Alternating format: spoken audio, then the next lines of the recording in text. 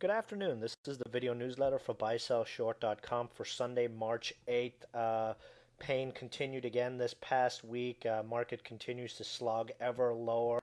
We are now down 20% over the last 3 weeks. We had an awful jobs number on Friday. We did get a temporary bounce off of the open, but then the market got hammered again as the shorts moved into the bank stocks again, and then tech stocks got slapped over the head when a really smart analyst came out and said, "Hey, Apple's probably not going to sell as many electronics right now, so we're going to downgrade the stock." And for some reason, people took this as new news, and Apple and many of the large cap tech stocks just got battered over the head. But at the end of the day, we did see buyers come in, especially in the financial stocks, and we had the market end slightly up. We've got a lot of possible positive news flow coming this week. We've got the House holding a hearing on Thursday, and the topic of discussion is getting rid of mark to market. Even rumors of this happening should be enough to put a bid under bank stocks, at least into the Thursday meeting. We've got Bernanke talking this week, and we also have some news on banks passing the stress test possible this week as well. So, we've been battered in the last few days. Sentiment is extremely negative, and this is usually when we see a pretty nice bounce in the market. Granted, we've been looking for that bounce for the last 500 points down on the Dow. However, we're still looking for the same target on the Dow, at least to move to 7,400. This time we're just moving from much lower levels than we anticipated. Daily chart, as you can see, the possible makings of a bottom here. Again, we are very far from the 20-day exponential, and as you can see, the Dow loves this moving average and has not touched it now in about 3 weeks. So we're at least due for a bounce back to this level. RSI on the Dow remains deeply oversold, as is stochastics, and unbalanced volume over the last couple of days looks like it's halted its bottoming action. So at least one slight positive there.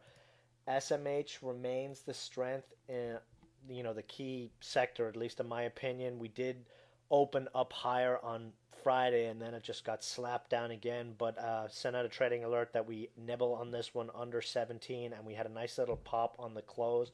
One thing to note on the SMH, we're about to get a positive MACD cross on the SMH, and the last 3 or 4 crosses that we've seen on MACD have led to at least a 10%, 10 to 20% pop in the SMH.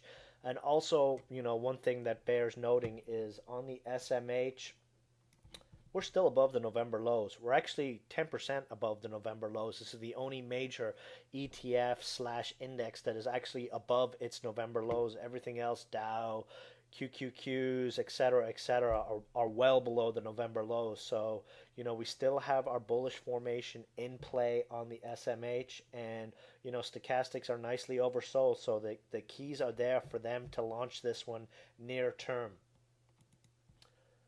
We're pretty light on plays going into this week. We did add on Friday the SMH. We're going to stick to the sector that's been beaten down the most and the one that has shown the most, quotation mark strength, at least of the ones we're looking. SMH we're long, and the UYG, this is the financials ETF. And right here, as you can see, each time the UYG has touched or gone under 30 on its RSI, we've seen at least on average a 50% plus pop over the following week. Back in November, we had a 60% plus pop. Late November, we had a 90% plus pop. In January, we had a 48% plus pop. And now we've got Dow RSI below 30 again. So all the other indicators are oversold. A bounce back to the 20-day exponential at 238 is not out of the question, which is why we nibbled yet again on Friday on the UYG. A couple of other financial stocks to keep an eye on. Charts aren't really much help, but GNW snapback would be to a $1.40 to a $1.50. ETFC E-Trade broke down, triggered stops at 79 cents, but down here at the 60-cent area looks pretty good, especially if we get a rally a large rally in the market for at least a move back to, the 20-day exponential, and that's a 50% move from this stage. So, it pays to stop out and rebuy. And if you're, got a strong stomach for the financials, ETFC and GNW might be worth a little nibble. Citigroup as well. I haven't really drawn on this chart, but Thursday came out. Director bought 6 million shares of the stock. Government did take it over, but they only own 36%. Nationalization talk, etc., etc. If the market rallies big and financials do bottom this week, there is no reason why Citigroup can't at least throw off a 30 to 50% move, at least back to the 8-day moving average at $1.51. Of course, most of our focus come Monday is going to be on the stem cell stocks.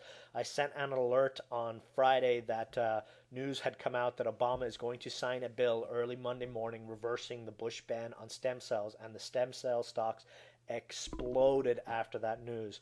We have ASTM trading at 60 cents in after hours trading. STEM was up in the 240s in after hours trading. Journ was at 540, so should be some very fat gaps on these stem cell stocks, and this is the reason why we continue to hold our ASTM and STM positions for this very news. Granted, we were hoping for a little heads up that Obama was going to do the news, but actually this surprise announcement may actually benefit us even more, as traders who are waiting for the rumor to get in actually chase the news tomorrow morning. So ASTM easily could see a move to 70 cents tomorrow. STEM easily could see a move to 250, 270 plus, depending on the kind of squeeze we get early Monday morning, especially going into the bill signing. Would look to ease out of these positions after the open on Monday. We're going to be up massively on them after the open. So, our patience is going to pay off on these big time tomorrow. ATHX, once we see these huge gaps on Journ, STEM, and ASTM, we're going to see even bigger pops on laggards like ATHX, which is trading ridiculously below its cash value. No reason why this one won't see 1 plus Monday morning. Back to the XMH, which is our other, long play before we start moving into other stock plays.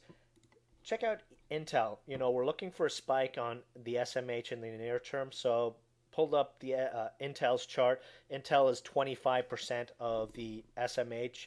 The other one is Texas Instrument is 20%. Applied Materials is like 15%. So 3 stocks pretty much make up 60% plus of the SMH.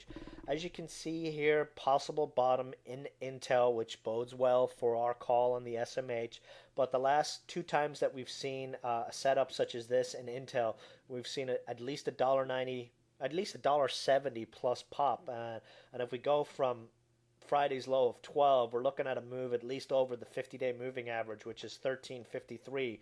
So if there's any weakness at all, or you can nibble on this one around 1250, first target would be 40-cent scalp to the 20-day exponential, and then 50-cent scalp to 13 plus. So would be looking at Intel as a play on the near term, and these pops on Intel, the $1.90 and $1.70, both came when stochastics had dipped below 20 and moved back up through the 20 level, which is what we're seeing right now. So we're going off the last 2 pops on this one, and we should see a nice pop on Intel and on the SMH in the near term. Again, not a whole lot of stock plays going into this week. There's not many, bullish looking charts out there. You're pretty much just buying and hoping for the rally.